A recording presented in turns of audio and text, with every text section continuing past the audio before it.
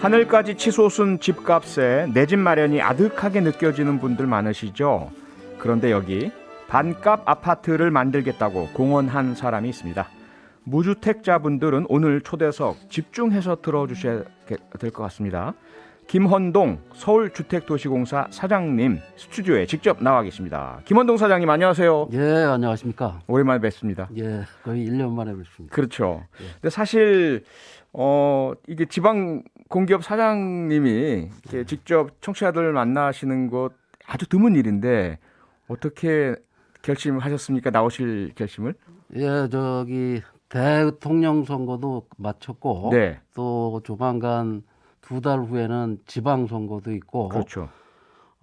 선거에 당선되신 분들이 이 국민들과 약속한 것들을 잘 지켜주십사 하고 네. 예, 출연을 했습니다. 네.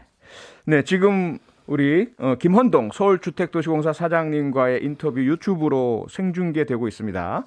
김헌동 사장님 직접 보고 싶으신 분들 그리고 댓글로 참여하시고 싶으신 분들은요. 유튜브에서 표창원의 뉴스 하이킥을 검색해서 들어주시면 감사하겠습니다. 특히 그 부동산 정책, 서울 부동산 정책 관련해서 의견 있으신 분들은 꼭 유튜브 댓글로 남겨주시면 감사하겠습니다. 문자도 환영하고요. 네, 취임하신 지 이제 4개월 되셨죠? 예, 4개월 됐습니다. 네, 그동안 무척 많은 일들을 하셨을 텐데 좀 간단하게 좀 정리를 해주신다면요. 어떻게 보내셨습니까? 예, 취임 3개월 전부터 제가 검증을 받으면서 네, SSC 사장이 되면 무엇을 할 것인가를 제가 밝혔습니다. 예, 첫 번째는 과거 10년 동안에 분양했던 서울 시내 아파트 분양 원가를 전부 공개하겠다 네, 하는 약속을 했고 취임 한 달 만에 그 약속을 지키기 시작해서 예, 한 달에 한 번씩 분양 원가를 공개하고 있습니다. 네, 그렇게 해서 우리 SH공사가 서울에서 아파트를 지으면 네, 얼마나 들어가는지를 이 시민들께 전부 공개해드리고 이 SH공사는 천만 서울 시민이 주인이니까 네, 우리 주인님들에게 아하. 아파트를 짓는 데 들어가는 돈이 얼마입니다 하고 상세하게 공개하는 거를 매달 약속을 지키고 있고요. 네, 그다음에 이제 다음 이달 말쯤에는 강남에 내곡동에 아파트를 분양하면 어느 정도 비용이 들어가는지 네, 그걸 또 공개할 거고 아하.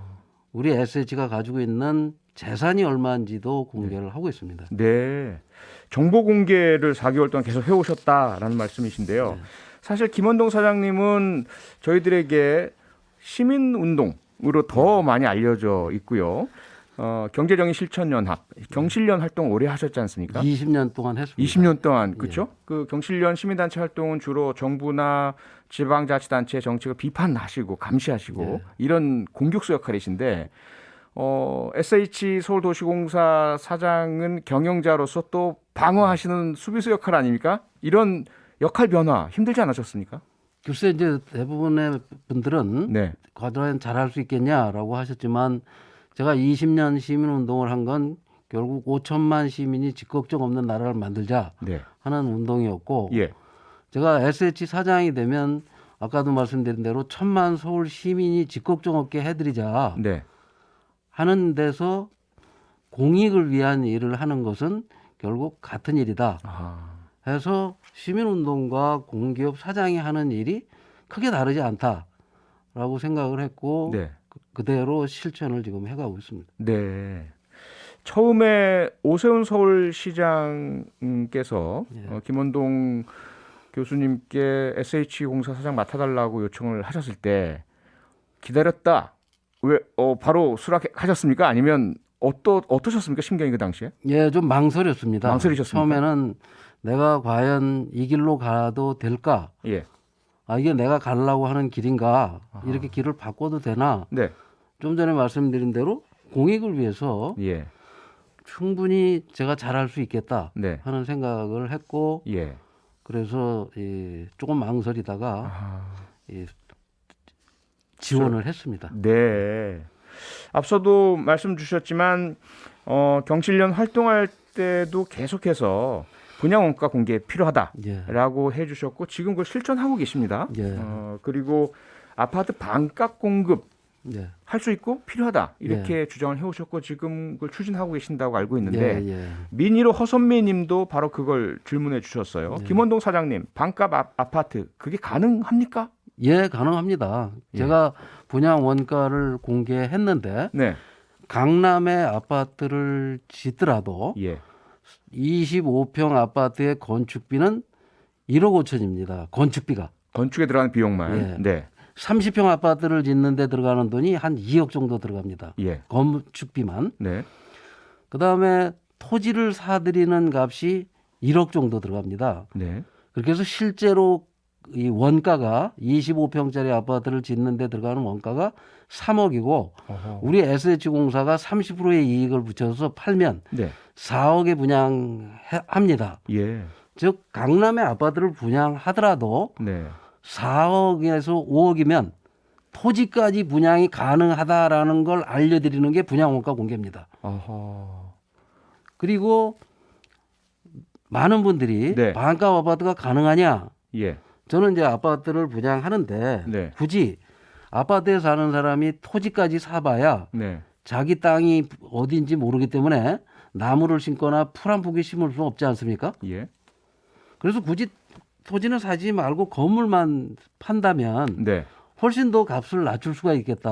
아하. 그래서 건물만 분양한다면 네. 서울 전역에 25평 아파트를 3억에 분양해주고 강남의 아파트를 분양해도 25평을 5억에 분양을 하겠다. 네. 가능하다. 그것을 입증하기 위해서 제가 분양 원가를 매달 공개하는 겁니다. 네. 어떻게 보면 꿈 같은 이야기를 지금 하고 계셔서 예, 예. 하나하나씩 나눠서 질문을 드리겠습니다. 우선은 그러면 실제로 그 꿈 같은 뭐 3억 원 정도의 서울 시내에서 20평에서 30평 아파트를 우리가 살 수 있는 것 언제부터 가능해집니까? 그래서 이제 저희가 취임한 지 예. 6개월 안에 네. 금년 상반기 중에 네. 분양을 시작하려고 네. 준비를 하고 있고요. 아하. 근데 기존에 이제 우리가 계획돼 있거나 우리 SH공사가 가지고 있는 토지는 건물과 토지를 같이 분양하는 걸로 사업 승인을 받아놨기 때문에 네. 그걸 이제 건물만 분양하는 걸로 고치고 있고 변경을 하셔야 되는군요. 네. 또 이번 대통령 선거에서 네. 이 후보께서 네. 반값 아파트 제가 건물만 분양하는 거를 다 공약을 하셨습니다. 그렇죠. 그래서 곧 새 정부가 탄생하고 네. 또 이 지금 현재 여당 예.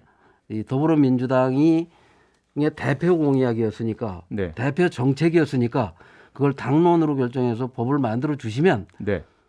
올 하반기부터라도 예. 얼마든지 공급이 가능하다 네. 하는 거를 말씀드리기 위해서 제가 이렇게 출연을 한 겁니다. 네. 그러니까 지금 설명 주신 것이 땅은 여전히 서울시에서 가지고 있고 예.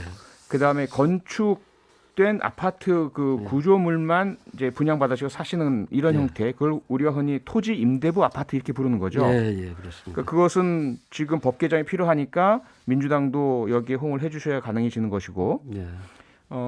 윤석열 당선자를 그 선거 전에 만나셨죠? 예, 작년 7월 이 정치를 시작하신 지 한 2달쯤 되셨을 때 네. 갑자기 전화가 와서 예. 이 부동산 문제에 대해서 좀 네.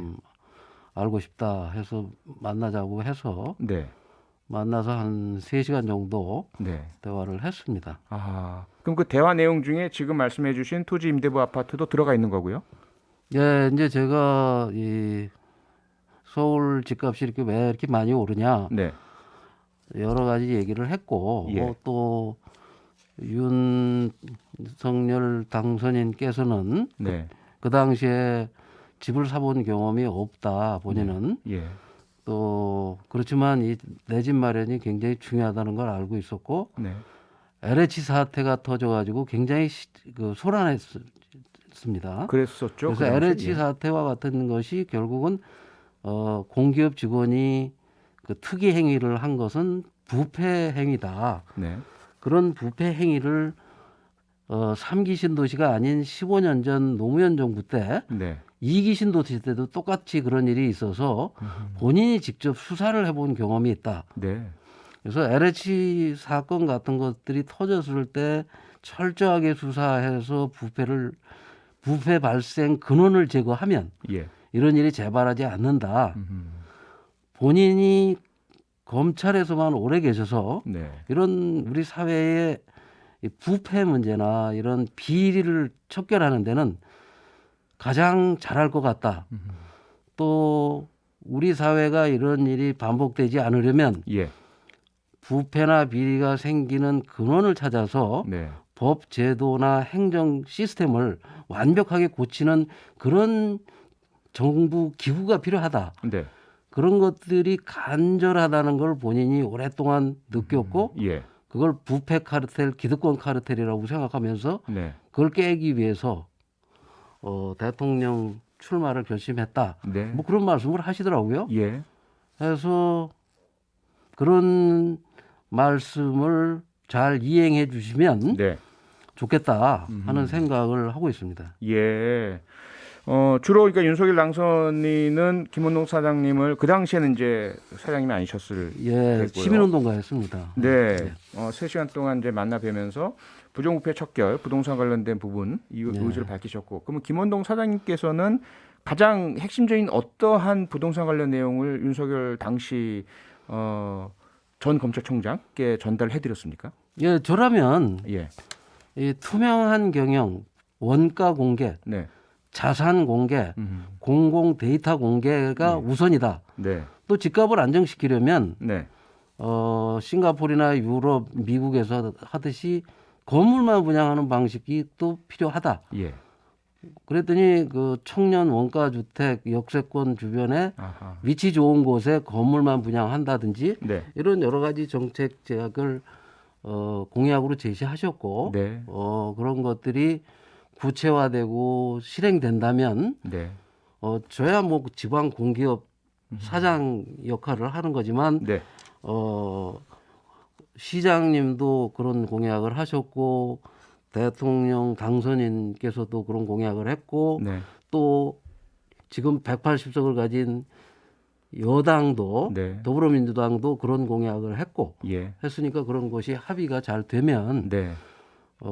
빠르게 진행되지 않겠는가 하는 기대를 하고 있습니다. 네.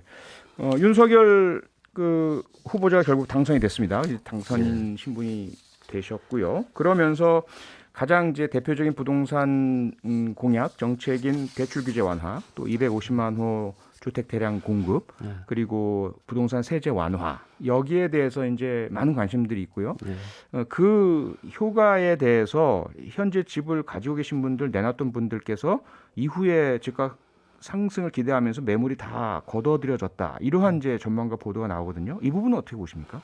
글쎄 뭐 금방 선거가 끝났다고 뭐 매물을 걷어들이는 것이 아니고 예. 작년 말부터 주택 거래량이 급격히 줄어서 네. 한 달에 한 10,000건 이상 거래되던 게 지금 1,000건으로 거래가 줄어들었거든요. 네. 그건 무슨 얘기냐면 집을 사려고 하는 사람이 없다는 얘기입니다. 어허. 그래서 사려고 하는 사람이 없는 이유는 집값이 더 오를 것 같지 않거나 네. 집값이 하락할 위험이 있다고 생각하니까 네. 사려고 하는 사람이 없는 것이고 아, 그런가요?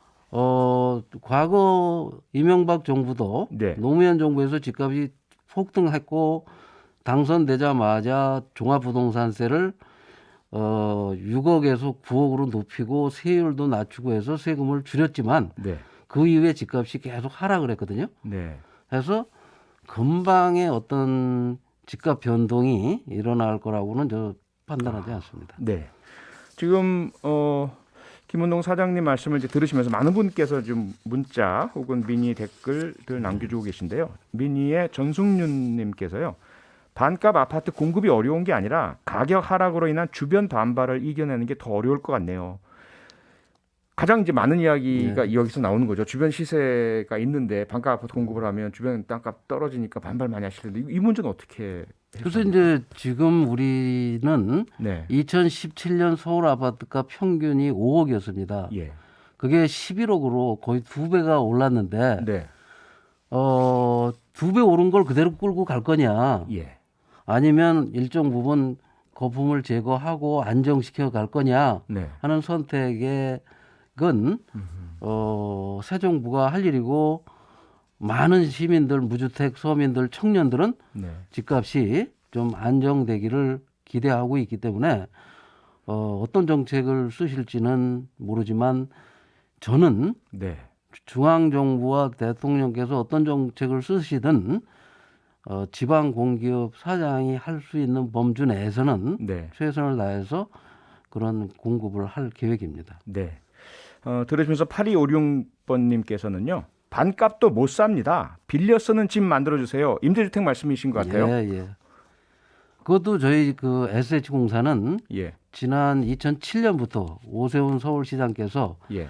20년 장기 전세 주택이라는 걸 공급합니다. 네. 그래서 한번 들어가면 20년 동안 전세로 살 수 있고 주변 시세의 한 50%에서 60% 가격으로 20년을 살 수 있으니까 네. 그런 주택들을 지금 많이 공급하고 있습니다. 예. 네. 그리고 4343번님께서요. 진짜 문제는 집을 주거의 목적이 아닌 투기의 목적으로 사고 파는 걸 막아야죠. 이 부분은 지금 오히려 세제가 완화가 되면 더 문제가 악화되는 건 아닐까요?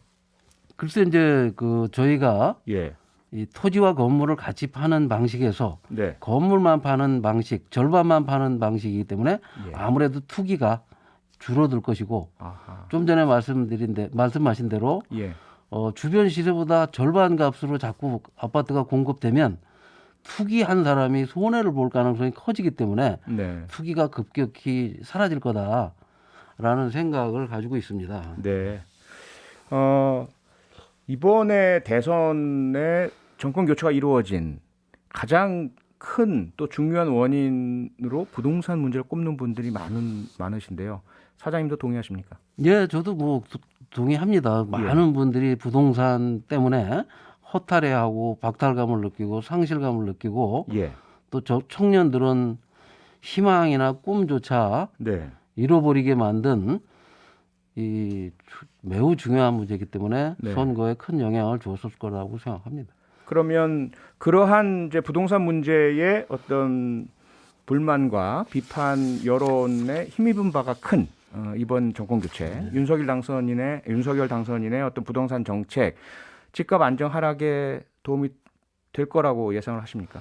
글쎄 이제 뭐 아직 정권이 출범도 안 했고 예. 인수 과정이고 네. 정부가 이 약속한 정책을 하느냐 안 하느냐는 시민과 국민이 얼마나 철저히 감시하고 언론이 이걸 얼만큼 네. 꼼꼼히 감시해 주느냐에 따라 다르다고 봅니다. 예. 그래서 지난 5년간 우리가 이 부동산 문제로 고통을 받고 힘들었다면 예. 새 정부에서는 절대로 그런 일이 일어나지 않도록 모두가 힘을 모아야 된다고 생각합니다. 네. 그런 이제 방향성에 과연 이게 맞느냐라는 그 비판이 있는 부분이 하나가 있죠. 최근에 서울시가 35층으로 되어 있는 아파트 층고 제한을 해제하기로 했지 않습니까? 네. 스카이라인 달라지고 다양한 형태 아파트 공급 이런 어떤 기대감이 많이 일어나고 있는데 그와 함께 이렇게 되다 보면 아파트 가격 상승 요인이 되는 것이 아니냐 이런 우려도 있습니다. 저는 뭐 그렇게 생각하지 않는 것이 네. 층고를 높여줬지만 예. 용적률 규제를 풀지 않으면 네. 용적률이 그대로 있는데 층고만 높아지면 네. 아파트가 날씬해집니다. 그렇죠. 그래서 오히려 이 간격이 넓어져서 예. 훨씬 더 보기 좋게 될 수도 있다. 네. 그리고 허가를 해주는 허가권자들이 예. 또는 도시계획위원들이 여러 가지를 고려해서 하면 네. 충분히 이 도시의 미관과 도시의 경쟁력을 살릴 수 있다 그렇게 봅니다. 네. 근데 사실 용적률 상향은 뭐 선거 때도 나온 이야기고요. 많은 분들이 그 다음 이어질 수순이 용적률 상향이다라고들 예측하고 있는데 그렇지 않습니까? 용적률 상향은 네. 이재명 후보께서 네. 그 4종 지구를 만들어서 500%로 한다고 했고 네. 지금 당선인 쪽과 현재 오세훈 서울시장께서는 예. 이 용적률은 안 늘려준다. 네. 층고만 아하. 층고를 35층으로 획일적으로 규제하는 것만 네. 풀어준다라고 제가 알고 있습니다. 그래서 네. 그런 우려는 안 하셔도 될 거라고 봅니다. 네. 용적률 상향 없는 것이죠? 예, 확실하게? 그렇습니다. 알겠습니다. 예. 네. SH 공급해 주시는 아파트들 특히 이제 반값 아파트 예. 언제 나오나 얼마나 나오나 많은 분들이 기대하실 텐데요. 예. 지금 계획을 좀 밝혀 주실 수 있으실까요? 그래서 저희 SH공사가 지금 보유하고 있는 고덕 강일지구라든지 예. 마곡지구라든지 위례지구라든지 이런 데는 우리가 가지고 있는 양은 조금씩 공급을 할 수 있지만 네. 이게 많은 양이 나오려면 3기 신도시라든지 LH나 그 중앙정부 공기업이 충분한 양을 공급할 수 있기 때문에 네. 분양 원가 공개와 더불어서 이 중앙정부를 운영하시는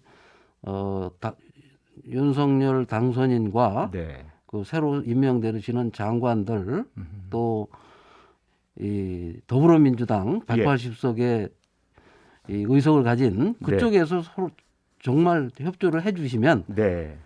빠르게 가능해집니다. 많은 양이 공급될 수 있을 거라고 믿습니다. 알겠습니다. 오늘 말씀은 여기까지 듣겠습니다. 표창원이 만난 사람 오늘 만난 분은 김헌동 SH 사장이었습니다.